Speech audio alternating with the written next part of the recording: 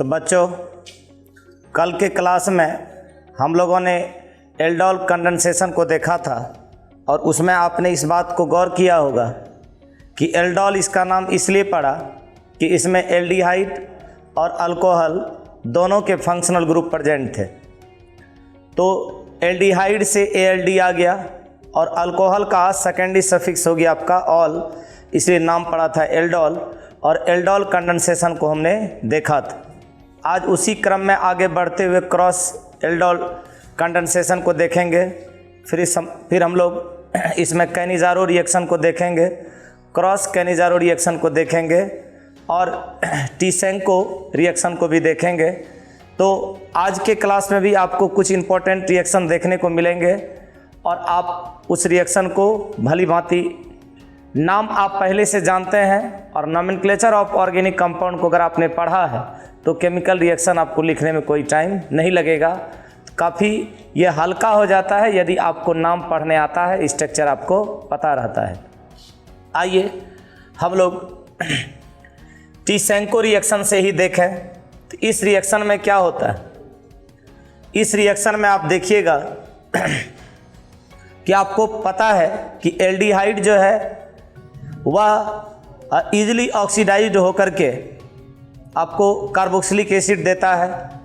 और पुनः आपने क्या देखा, पुनः आपने ये देखा कि कैनिजारो रिएक्शन में भी आप देखिएगा कि ये जो एल्डिहाइड है, ये एल्डिहाइड क्या करता है, एक अवकृत होकर के अल्कोहल देता है और ऑक्सीकृत होकर के कार्बोक्सिलिक एसिड देता है। तो यहाँ पर विसमानुपातन अभिक्रिया की तरह यह कार्य करता है। तो एक में यह रिड्यूस्ड होता है और एक में यह ऑक्सीडाइज्ड होता है। ऑक्सीडाइज्ड होकर के यह कार्बोक्सिलिक एसिड देता है, जबकि रिड्यूस्ड होकर के अल्कोहल देता है। उसी कैनिजारो रिएक्शन का आप स्पेशल केस देखिएगा, टीसेंको रिएक्शन। टीसेंको रिएक्शन में हम लोग क्या देखेंगे, देखिए टीसेंको रिएक्शन जो है यह कैनिजारो रिएक्शन का एक विशेष अवस्था है। कैनिजारो रिएक्शन अभी हम लोग इसको देखेंगे, अभी हम लोग पढ़ेंगे, उसी का ये अवस्था है। और सभी प्रकार का aldehyde aluminium ethoxide, aluminium ethoxide के साथ कैनिजारो रिएक्शन को रिप्रेजेंट करता है और एस्टर फॉर्म करता है। तो इसको अभी हम केमिकल रिएक्शन के माध्यम से जानेंगे, टीसेंको रिएक्शन को।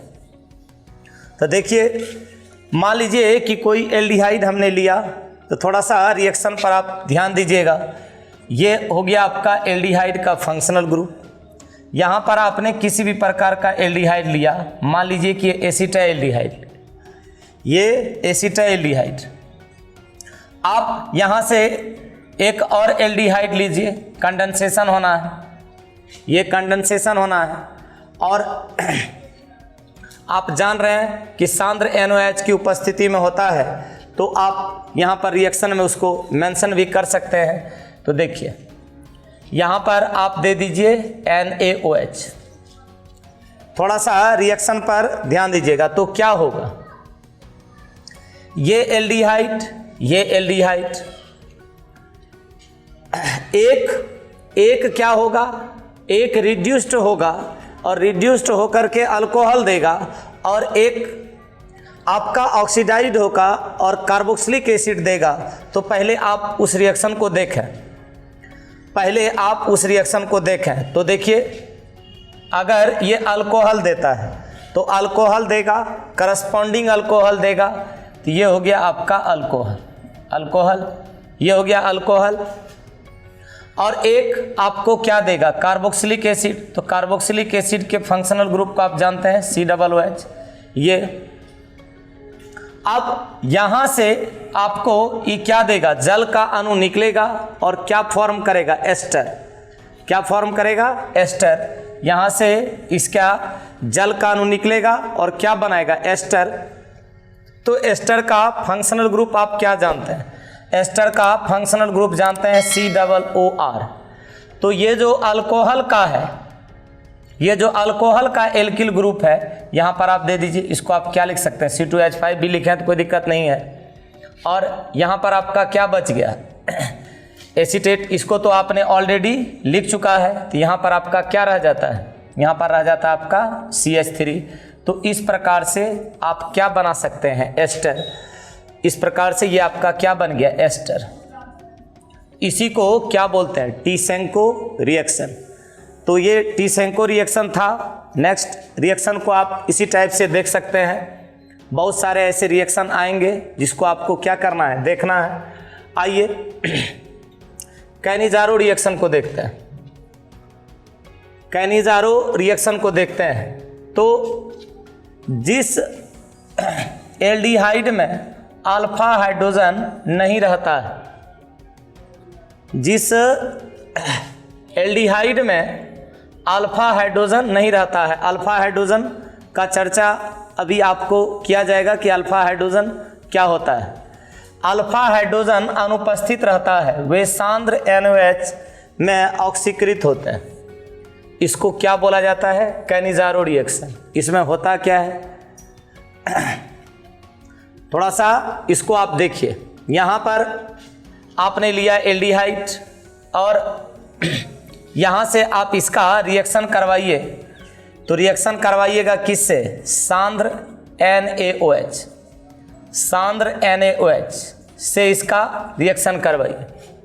होगा क्या, यहाँ पर देखिए। लेकिन आपको यहाँ पर पहले ये देखना पड़ेगा कि एल्डिहाइड जो होना चाहिए वो अल्फा हाइड्रोजन युक्त नहीं होना चाहिए। यहाँ पर हम फॉर्मेल्डिहाइड लेते हैं, यहाँ भी हम ले लेते हैं फॉर्मेल्डिहाइड। तो अभी देखिए ये सिर्फ फंक्शनल ग्रुप बचा, ये फंक्शनल ग्रुप बचा, ये फंक्शनल ग्रुप बचा, इसमें आपका अल्फा हाइड्रोजन नहीं है। तो क्या होगा, जो सेम रिएक्शन अभी आपने देखा है एकदम बिल्कुल वैसा ही चलिए, सेम रिएक्शन।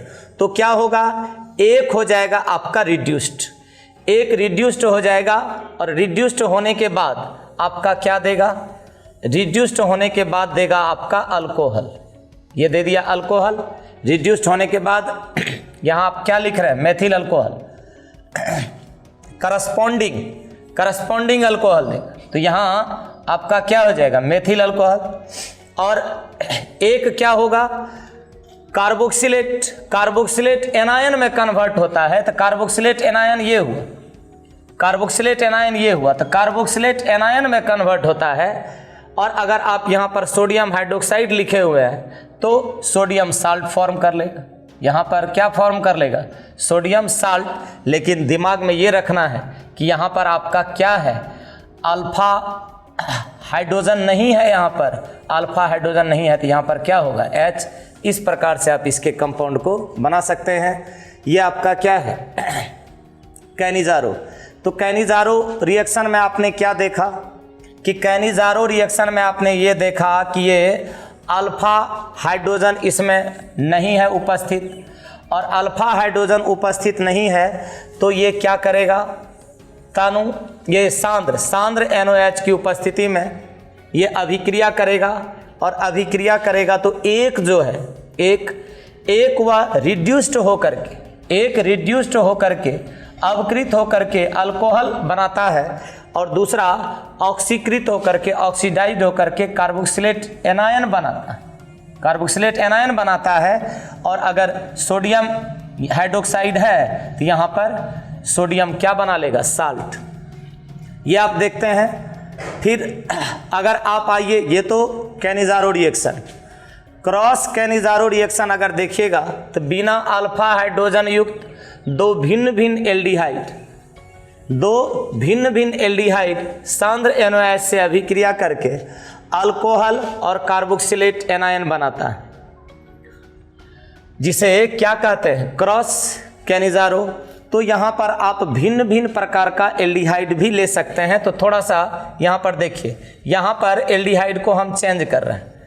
देखिए क्रॉस कैनिजारो रिएक्शन में आप क्या देखिए, यहाँ पर हम क्या करते हैं, एल्डिहाइड चेंज कर रहे हैं, एल्डिहाइड चेंज कर लें। यहाँ ले लिए CHO, यहाँ पर मान लीजिए कि आप ऐसे भी कोई कंपाउंड ले सकते हैं, ये है। तो इसमें आपने भिन्न प्रकार का एल्डिहाइड ले लिया। अब यहाँ पर क्या होगा, फिर वही बात, क्रॉस कैनिजारो है, डिफरेंट टाइप का है। तो फिर यहाँ पर आपका क्या होगा, एक बार जो एल्डिहाइड है वह रिड्यूस्ड होगा, रिड्यूस्ड होकर के क्या देगा, अल्कोहल। तो ये जो कार्बोनिल मूलक है ये रिड्यूस्ड होकर के अल्कोहल, तो ये अल्कोहल में कन्वर्ट हो जाएगा। ये हो गया आपका अल्कोहल, ये हो गया आपका अल्कोहल, यहाँ तो आप प्लस दे दीजिए, ये हो गया अल्कोहल। इधर जो भी आपका है एसीटोफिनॉन, तो इसको आप क्या कर सकते हैं, लिख सकते हैं, इसको आप लिख सकते हैं। तो ये भिन्न भिन्न प्रकार का एल्डिहाइड हो, ये डिफरेंट प्रकार का एल्डिहाइड हो गया। तो डिफरेंट प्रकार का एल्डिहाइड सांद्र NOH से अभिक्रिया करके क्या देता है, अल्कोहल और कार्बोक्सिलेट एनायन। यही था कार्बोक्सिलेट एनायन। यहाँ पर आप देख लीजिएगा कि कैसा एल्डिहाइड है, कार्बोक्सिलेट एनायन देता है। और अगर सोडियम हाइड्रोक्साइड रहेगा तो फिर यहाँ पर क्या फॉर्म करेगा, तो सोडियम साल्ट फॉर्म करेगा, किसका, कार्बोक्सिलिक एसिड का। तो ये आप क्या देख रहे हैं, कैनिज़ारो रिएक्शन। तो कैनिज़ारो रिएक्शन में अल्फा हाइड्रोजन क्या रहता है, अनुपस्थित रहता है, और वे सांद्र NOH विलयन के साथ उपस्थित होकर क्या, उसकी उपस्थिति में या उसके साथ अभिक्रिया करके एक रिड्यूस्ड होता है जो अल्कोहल देता है, और एक ऑक्सीडाइड होता है जो आपको क्या देता है, कार्बोक्सिलेट एनायन देता है।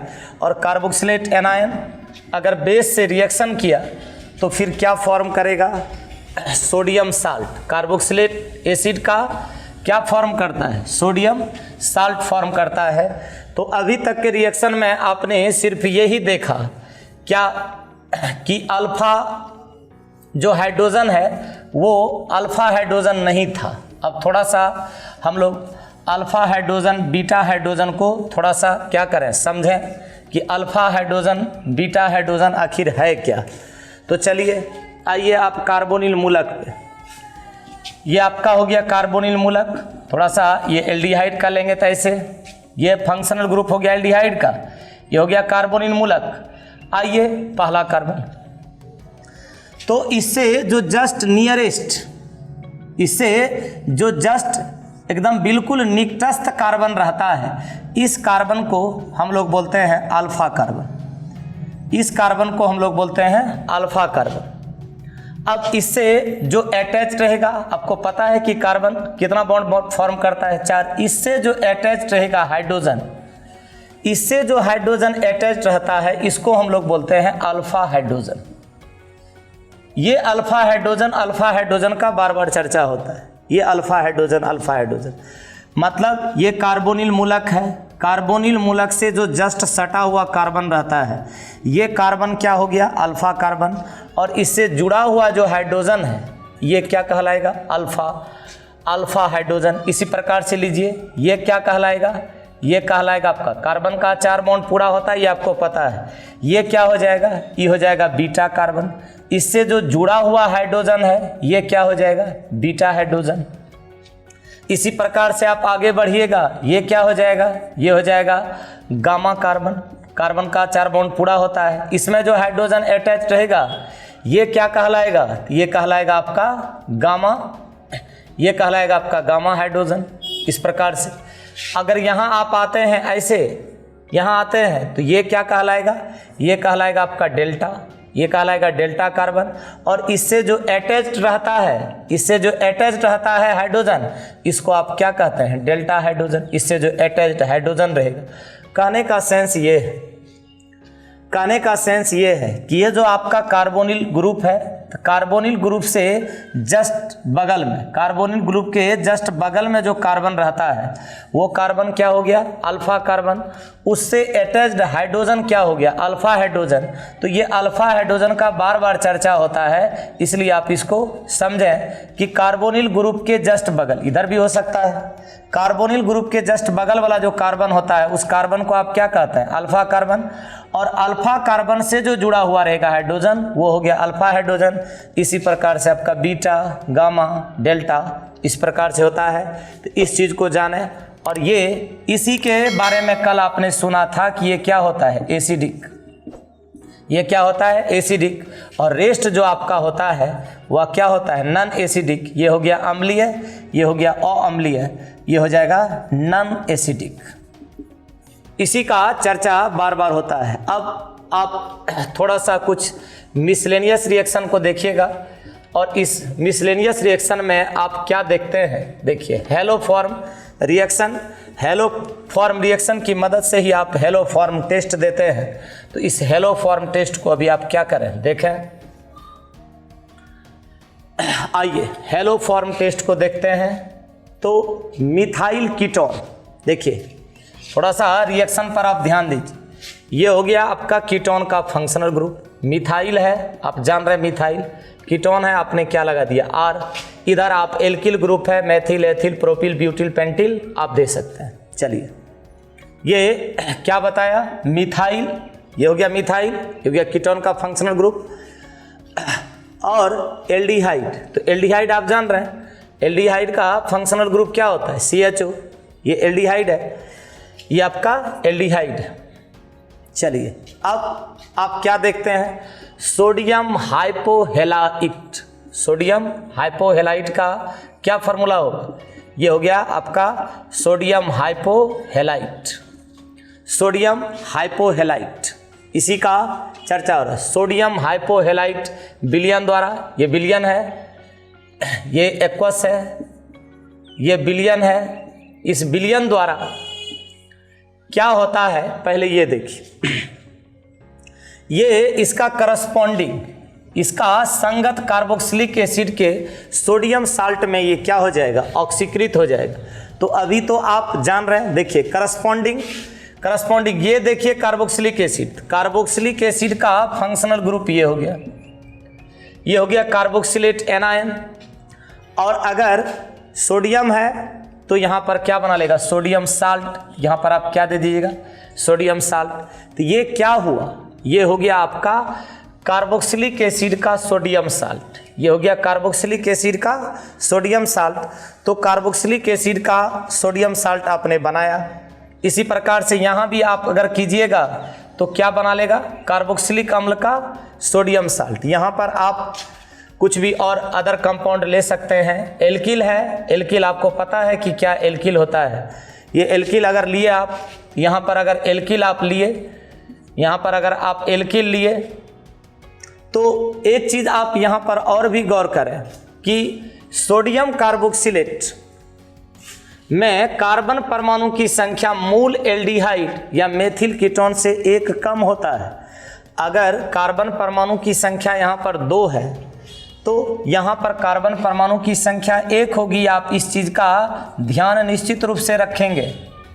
यहाँ पर अगर कार्बन परमाणु की संख्या 1, 2 और यहाँ एल्किल है, यहाँ एल्किल और 1 हुआ, इसका मतलब है कि इसमें कार्बन परमाणु की संख्या 1 कम रहेगा।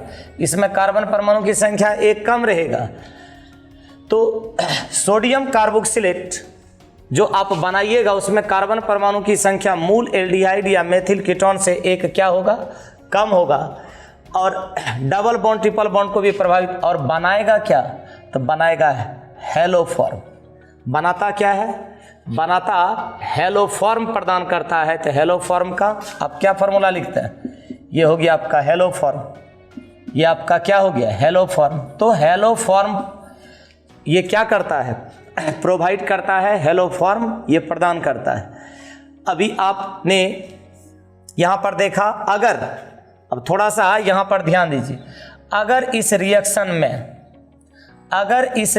में डबल बॉन्ड होता तो डबल बॉन्ड को ये कोई इफेक्ट नहीं करता। कहने का सेंस है कि यहाँ पर अगर हम आगे बढ़ा करके, यहाँ पर अगर हम आगे बढ़ा के डबल बॉन्ड ले लेते, यहाँ पर इस कंपाउंड को ही आगे बढ़ा करके अगर हम यहाँ पर डबल बॉन्ड ले लेते, आप कार्बन हाइड्रोजन देके बॉन्ड को निश्चित रूप से पूरा करें, अगर हम यहाँ पर क्या करते, डबल बॉन्ड ले लेते, तो उसको ये इफेक्ट नहीं करता। कहने का सेंस क्या है कि यहाँ जो आपने ये ऐसे लिखा है, यहाँ जो आपने ऐसे लिखा है, तो इधर वाले कंपाउंड पर इसका कोई इफेक्ट नहीं पड़ता। कहने का सेंस क्या है कि यहाँ पर आप जो चीज़ उधर जोड़े, उधर जो चीज़ जोड़े, थोड़ा सा रिएक्शन पर आप ध्यान दीजिए। यहाँ से हमने एल्किल को हटाया, यहाँ पर जो चीज़ आपने जोड़ा यहाँ पर उस चीज़ को आप लिख दीजिए। कहने का सेंस ये कि डबल बॉन्ड जो इससे होता है, डबल बॉन्ड, ये डबल बॉन्ड क्या रहता है, अप्रभावित। इसका सेंस क्या है कि यहाँ जो आप जोड़िएगा, यहाँ जो कंपाउंड आप यहाँ पर क्या कीजिएगा, जोड़िएगा, तो इसको यह क्या करेगा, अप्रभावित, इसको यह प्रभावित नहीं करता है। यहाँ पर आप बॉन्ड पर खास केयर कीजिएगा कि यह क्या करता है, डबल बॉन्ड को, अगर कार्बन कार्बन के बीच क्या रहा, डबल बॉन्ड, तो ये डबल बॉन्ड को क्या करता है, अप्रभावित, और फॉर्म क्या करता है, हेलो फॉर्म। इसी को आप क्या बोलते हैं, हेलो फॉर्म रिएक्शन या हेलो फॉर्म टेस्ट। ये आपका एग्जाम्पल है, किसका एग्जाम्पल है, तो मिसलेनियस रिएक्शन का। मिसलेनियस रिएक्शन दैट मीन्स ये हो गया सम्मिश्र। इसका मतलब इसमें बहुत सारे रिएक्शन को जोड़ दिया जाता है, ये क्या हो जाता है आपका कॉम्प्लेक्स। तो मिसलेनियस रिएक्शन को अभी आपने क्या किया, देखा, और अभी आपने क्या देखा कि ये जो एल्डिहाइड है, ये एल्डिहाइड किसके साथ रिएक्ट कर रहा है, तो सोडियम हाइपोहेलाइड के साथ। और क्या फॉर्म करता है हर कंडीशन में, तो हर कंडीशन में फॉर्म करता है हेलो फॉर्म। और बनाता क्या है, तो ये ऑक्सीडाइड हो जाता है, और ऑक्सीडाइड होकर के ये कार्बोक्सिलेट एनायन बनाता है। कार्बोक्सिलेट एनायन दैट मीन्स वहाँ पर सोडियम हाइपोहेलाइट है, इसलिए कार्बोक्सिलेट का क्या बनता है, सोडियम साल्ट। यहाँ पर आप सोडियम साल्ट फॉर्म करते हैं किसका, कार्बोक्सिलिक अम्ल का। अब आइए हम लोग क्रॉस एल्डोल कंडेंसेशन को देखें। अल्फा हाइड्रोजन को अभी आपने देखा है, बीटा हाइड्रोजन को देखा है, तो अभी आपको मुख्य रूप से फोकस करना है अल्फा हाइड्रोजन और बीटा हाइड्रोक्सी। अल्फा हाइड्रोजन और बीटा हाइड्रोक्सी तो देखेंगे हम लोग cross aldol condensation. Cross aldol condensation में भी क्या देखिएगा, डिफरेंट प्रकार का आप ले लीजिए एल्डिहाइड पहले। तो डिफरेंट प्रकार का कोई एल्डिहाइड मान लीजिए कि हमने ले लिया, डिफरेंट प्रकार का कोई एल्डिहाइड हमने ले लिया। अब यहाँ पर आपको क्या गौर करना है, ये रहा फंक्शनल ग्रुप। अभी तो आप क्या कीजिएगा, जितना भी यहाँ पर है एल्डिहाइड सब आपका अल्फा हाइड्रोजन युक्त है। तो अल्फा हाइड्रोजन युक्त एल्डिहाइड रिएक्शन में भाग ले रहा है। यहाँ पर आप ये देखिएगा कि दो डिफरेंट टाइप का एल्डिहाइड अगर कंबाइन होगा, कंडेंसेशन होगा, तो आपको क्या बनाएगा, दो बनाएगा सेल्फ और दो बनाएगा क्रॉस करके। इसका मतलब क्रॉस एल्डोल 2 होगा और सेल्फ एल्डोल 2 होगा, तो टोटल मिला के कितना होगा, 4। तो रिएक्शन पर करना है गौर। लीजिए यहाँ से हम लोग अब इस रिएक्शन को लिखना शुरू किए। तो कैसे लिख सकते हैं रिएक्शन को, आप थोड़ा सा केयरली समझिएगा। सेल्फ से 2 और क्रॉस से 2, टोटल मिला के 4 प्रोडक्ट फॉर्म करेंगे। यहाँ पहले आप एल्डिहाइड ले लीजिए, इस एल्डिहाइड को आप पहले ले लीजिए, सेपरेटली सब रिएक्शन को समझिएगा। अभी हम क्या कर रहे हैं कि ये जो एल्डिहाइड है, इस एल्डिहाइड को इसी एल्डिहाइड के साथ सेल्फ कर रहे हैं। तो सेल्फ करेंगे तो पहले आप इसको देख लीजिए, ये आपका CH3 CHO, फिर आप यही चीज़ ले लीजिए। यहाँ पर क्या हो रहा है, सेल्फ कंडेंसेशन हो रहा है। ये हो गया आपका, यही दोनों ले लिए। अब क्या देखते हैं आप, रिएक्शन पर गौर कीजिएगा सेपरेटली, एक एक करके आप रिएक्शन पर ध्यान दें। ये CHO है, ये हो गया आपका CHO। इसका मतलब ये फंक्शनल ग्रुप है। इसका जो जस्ट बगल वाला कार्बन है वो हो जाएगा अल्फा, ये हो गया अल्फा कार्बन। इस कार्बन में अभी आप चेक कर सकते हैं कि हाइड्रोजन है, यहाँ पर हाइड्रोजन है, ये हो गया अल्फा हाइड्रोजन, ये हो गया अल्फा हाइड्रोजन। जस्ट बगल वाला लीजिएगा, आपके पास अभी 1 2 3 4 कार्बन, तो इसके जस्ट बगल वाले में आइएगा, ये आपका क्या हो जाएगा, बीटा। यहाँ पर क्या बनाना है हमको, हाइड्रोक्सी। उसके बाद आपका जो कार्बन है, तो थोड़ा सा इस पर केयर करना। मान लीजिए कि हम इस कार्बन पर फोकस कर रहे थे, देखिए यहाँ पर क्या है, CH, यहाँ पर क्या है, CH, आप ले लीजिए CH। इस एल्डिहाइड को हमने पहले यहाँ पर रख दिया, इस एल्डिहाइड को यहाँ पर पहले रख दिया, और जितना भी आप कार्बन यहाँ पर देख रहे हैं सब अल्फा कार्बन है, और उससे जो अटैच्ड हाइड्रोजन वो अल्फा हाइड्रोजन है। तो इसको आप देख रहे हैं, आइए यहाँ से इसको लीजिए, CH को ले लिया। अब आपको क्या करना है, इसका ये तो CH आपका है ही, इसका H किसी का लीजिए, इससे या इससे, इसका H और यहाँ का O, इसका H यहाँ का O मिला के क्या बना देना है, OH बना दिए। ये हो गया आपका बीटा, इसी को बोलते हैं बीटा हाइड्रोक्सी। हाइड्रोक्सी क्या है, अल्कोहल का सेकेंडरी प्रीफिक्स। ये हो गया आपका अल्फा हाइड्रोजन, ये हो गया आपका बीटा हाइड्रोक्सी। ये आपको हर वक्त फॉर्म करना है। देखिए हमने इसको यूज किया, लिख दिया, हमने इसको यूज किया, लिख दिया। अब आपके पास बचा क्या, अब आपके पास इसको लिखा ही आपने, इसको लिख लिया, अब बच गया ये और ये। तो देखिए इस कार्बन के साथ ये हो गया आपका अल्फा, इसको आपने लिखा है, यहाँ पर आप इसको देख रहे हैं कि इसको आप यूज कर चुके हैं, तो बचा ये और ये। तो इस कार्बन को आप गौर से देखिए, इस कार्बन को यहाँ पर 4 बॉन्ड ही फॉर्म करेगा। ये आपका है बीटा, 4 बॉन्ड फॉर्म करेगा। कहने का सेंस है कि यहाँ पर हम क्या दे सकते हैं, एल्किल। एक क्या बचा हुआ है मेरा, और एल्किल। तो देखिए कि सब जगह का बॉन्ड पूरा हुआ या नहीं हुआ, ये आपको गौर से देखना है। तो CHO हमने लिया, इस कार्बन का देख लीजिए 1 2 3 एक हाइड्रोजन, इसका देख लीजिए 2 एल्किल हमने यूज किया ही है। इसके H को इसमें डाल दिया, इसके H को इसमें डाल दिया। तो आपका यहाँ पर ऐसे भी आप इसको कर सकते हैं कि यहाँ से इसको आगे अगर बढ़ाते हैं H इस पर दे करके, तो यहाँ से आप CH2 और CH3 कर सकते हैं। अन्यथा अगर आपने इस दोनों एल्किल ग्रुप को ऐसे भी अटैच किया है, ऐसे भी अटैच किया है, तो भी इसका 4 बॉन्ड क्या हो जाता है, कंप्लीट। अब आपको क्या करना, देखिए ये फंक्शनल ग्रुप, ये आपका अल्फा हाइड्रोजन, ये आपका बीटा हाइड्रोक्सी। इस बीटा हाइड्रोक्सी और इस H से आपको क्या बना देना है, वाटर मॉलिक्यूल। और वाटर मॉलिक्यूल जब आप इसको हीट कीजिएगा, इसी रिएक्शन को गौर से देखिए, जब इसको आप हीट कीजिएगा, इससे एक वाटर मॉलिक्यूल निकलेगा। तो वाटर मॉलिक्यूल निकलेगा, यहाँ से क्या निकलेगा, OH, यहाँ से क्या निकलेगा, H। तो आप क्या बना सकते हैं, जो चीज़ लिखते हैं आप पहले लिख लीजिए। यहाँ का कार्बन, यहाँ का CH, गौर से इसको देखिए, यहाँ का कार्बन, यहाँ का CH। तो जो CH3 है इसको हमने कुछ नहीं किया, ये जो CH3 है इसको हमने कुछ नहीं किया। तो किया क्या, इसका H और इसका OH और इसका H। तो यहाँ पर क्या है, CH। थोड़ा सा आगे बढ़ाइए, यहाँ CHO। अब क्या गौर कीजिएगा, कार्बन में कितना बॉन्ड होना चाहिए, तो कार्बन में टोटल कितना बॉन्ड होना चाहिए, 4। तो यहाँ पर अगर आप डबल बॉन्ड देते हैं, इस कार्बन का भी 4 बॉन्ड पूरा हो जाता है। इसमें देखिए 2 बॉन्ड, 1 बॉन्ड 3, एक हाइड्रोजन 4।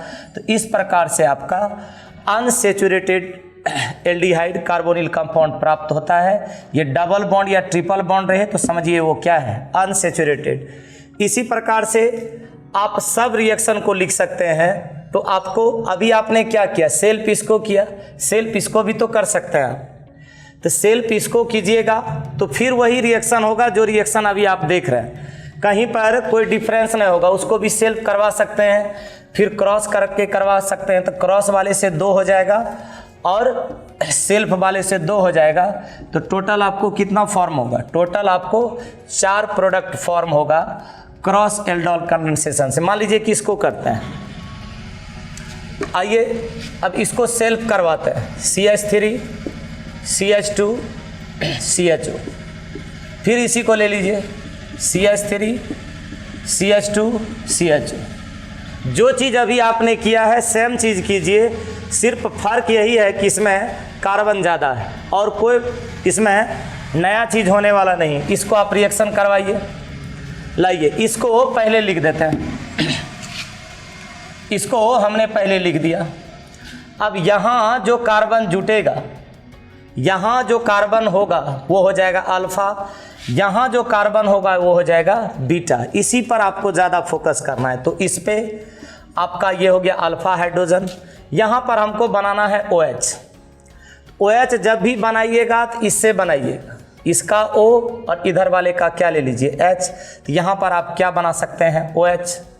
ये तो आप बनाइए ही, शेष रहा बॉन्ड पूरा करने का। अब किसके साथ क्या है तो देखिए, ये जो आपका इसके बगल में CH2 है, इससे जुड़ा हुआ है आपका क्या CH3। अगर आप यहाँ पर क्या लेते हैं CH3, तो इस CH3 को आपने ले लिया, इस कार्बन को आपने ऑलरेडी लिया हुआ ही है, ठीक।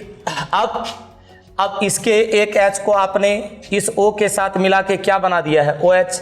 थोड़ा सा आप बढ़ाइए, तो अभी आपने टोटल 1 2 3 4 5 6 कार्बन में 1 2 3 4 को यूज किया है।